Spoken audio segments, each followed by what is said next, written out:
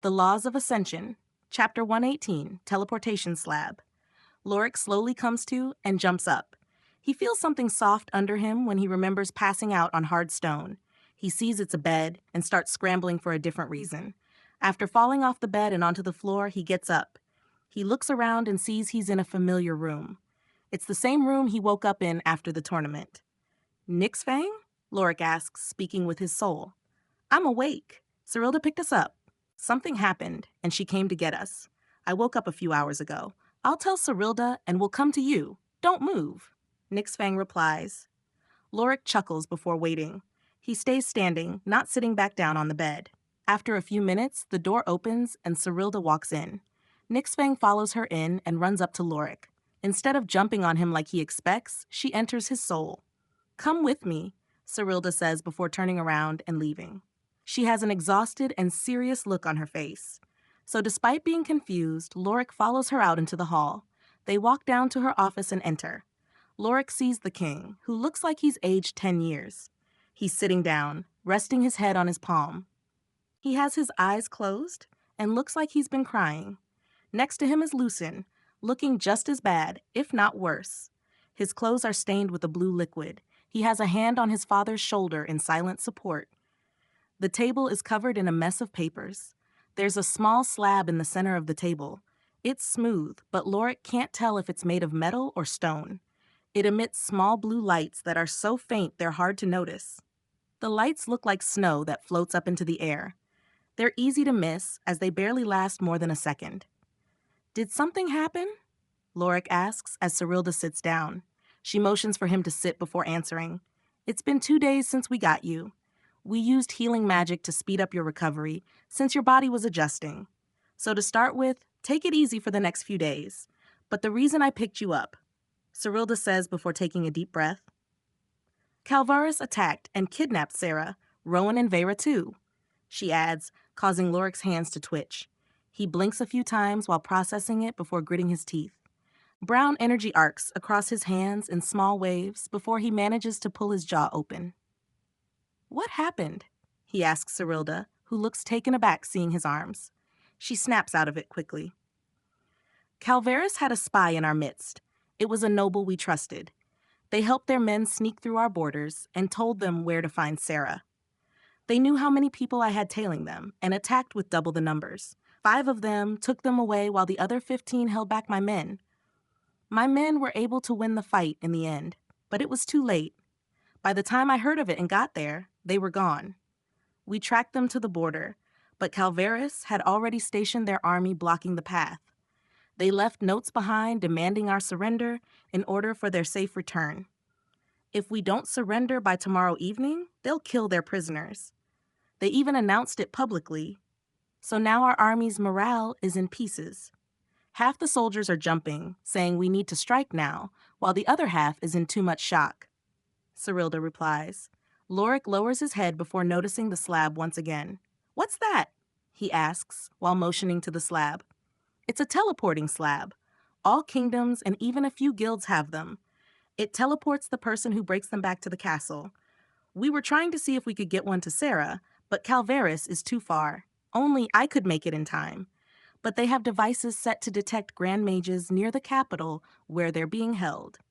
By the time the walls come into sight, I'll have 3 grand mages waiting for me. Cyrilda replies before letting out a deep sigh. I'm sending you back to the academy. For the time being, don't leave your dorm. Cyrilda says after a moment. She reaches out and teleports Lorik back to the dorm. He drops down on the couch in the living room. The curtains are closed, and the lights are off, so it's completely dark in the room. Vera's been kidnapped? Nixfang asks after nearly a minute of him sitting there. Apparently, Lorik replies. He speaks softly, voice barely above a whisper. He sits in silence, his mind empty for what feels like hours. Really, it only takes him 30 minutes before he jumps up. He trips over the coffee table before getting up and getting to the front door. He leaves without locking it and runs down to the gates. He sprints past the gate, not waiting to get checked. The guards call out to him, but after Nixfang appears, they stop. They recognize him, and having heard about the rest of the team won, let him go. Nixfang races down the capital streets before diving into an alley. She stops in front of an entrance to the black market, and Lorik walks down. He quickly changes into his dark clothes before knocking the code on the door. He shoves his way through it as soon as the guard on the other side starts opening it. "Watch it, Fox!" The masked hunting dog shouts as Lorik sprints past. Lorik manipulates his gravity after a bit of running. He makes himself float before flying toward the arena. He lands outside, landing harder than he intended and falling down. He picks himself back up before running to Soren's office. The hunting dogs notice him, but none stop him. They all know he's a wolf pup, so they assume his running is because he has an urgent report or something. Lorik barges into Soren's office, startling Soren and Torvin. They're looking over papers on the desk. Just like Cyrilda and King Eldrin, they're preparing plans for the upcoming battle over Calvaris' kidnapping of Sarah. "Fox?" Soren asks as Lorik walks over to the desk. He reaches out and manipulates the gravity of something on the shelves behind Soren. He lifts a small stone or metallic slab that emits soft blue lights. It floats over to him, and Soren goes wide-eyed, seeing it. He reaches out, and flames appear, trapping the slab in a small ball. "What are you doing, Fox?" Torvin asks. "Soren, give me the teleporting slab," Lorik says threateningly. Soren looks at him, surprised, before leaning back. The ball of fire floats over to his palm before disappearing. Soren holds the slab between his fingers. He opens his mouth to say something before more brown energy arcs along Lorik's arms. This time, it's more intense and creates a roaring sound. It sounds like the roar of beasts, but it is barely loud enough to be heard. "Law waves?" Torvin whispers in shock. "Give me it," Lorik says again, his tone cold and icy. "Fox, no, Lorik, you won't save them. Think about it rationally," Soren says before Lorik balls his hands into fists. "Lorik, he's right. As you figured out, that will allow you to teleport to Calvaris' capital. But only you. You can't rescue them from prison when they have 3 grand mages in the capital. Only a grand mage would have a chance of doing so. But they can detect any grand mage within a set distance of the capital. Even if one of us went there, we'd be detected and surrounded before we got close to the princess," Torvin says while placing a hand on Lorik's shoulder. "Give me the slab," Lorik says again. "Lorik, you will die if you go. I'm not letting you go kill yourself. Now go back home and sleep this off," Soren replies. "Die, huh?" Lorik mutters before taking his mask off. His lips are curled into a smile and his eyes are open wide. "Soren, let's make a deal," Lorik adds while storing the fox mask in his ring. He takes out the wolf pup mask and puts it on the side of his head. It sticks on, using its claws to stick to the side of his head. "Give me the slab, and you can prepare a wolf mask for when I return," Lorik says, causing Soren to scoff. "And if I don't tell me you'll flee the capital.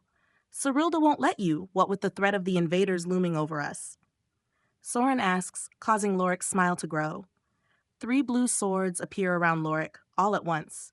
At first, their blades are pointing to the ceiling. "You think you can steal this far?" Soren starts before the blades turn down. They point at Lorik and slowly inch closer until they're almost touching him.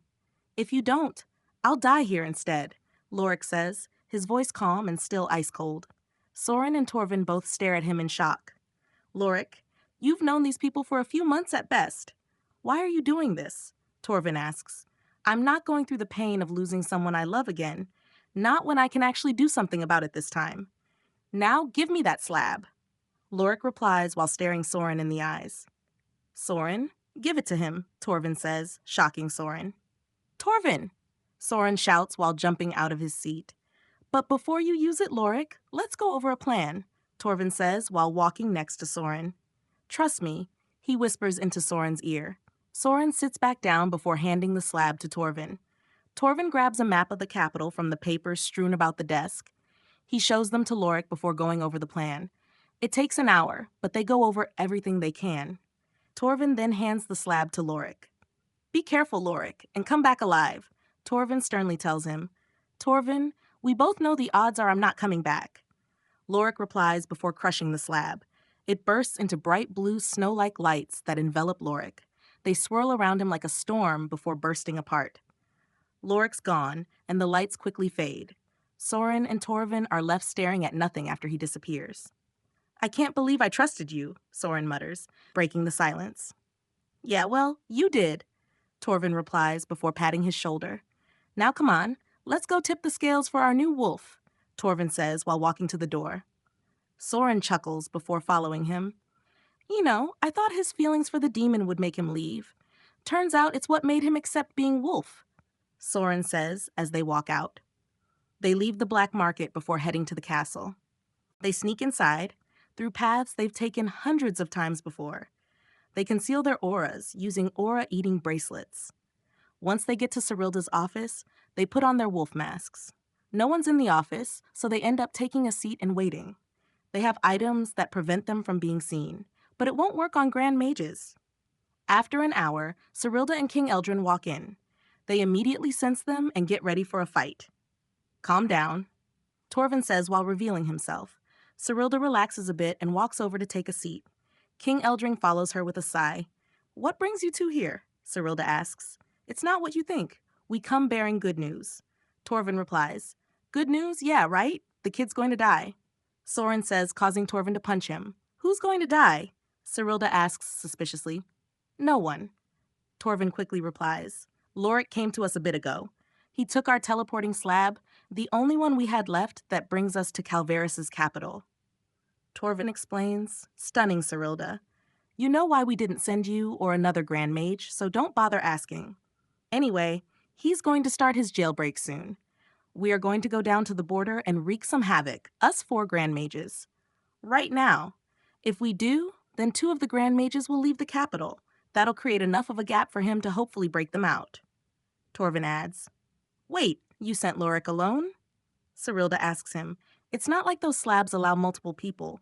Besides, he wasn't going to take no for an answer. The kid threatened us with his own life. Soren replies, How sure are you that he can pull this off? King Eldrin asks, If we go down to the border now, 50% sure, Torvin replies. But we need to go now. The sooner we head out, the sooner Grand Mages will depart from the capital. Since they'll assume we're attacking in retaliation, they won't suspect anything. Besides, Godric has made a soul oath not to kill them until tomorrow evening. Torvin replies. Cyrilda turns to King Eldrin, who sighs before nodding. Give us a minute to prepare. I'll have the army begin preparations to march, Cyrilda says while standing up. She disappears, teleporting to the army's base camp near the border. She returns after a few minutes. Once she's back, she creates a space tunnel to the border. The 4 enter it and walk out of the tunnel in the middle of a forest. They take to the air before heading toward the nearest Calvaris army outpost.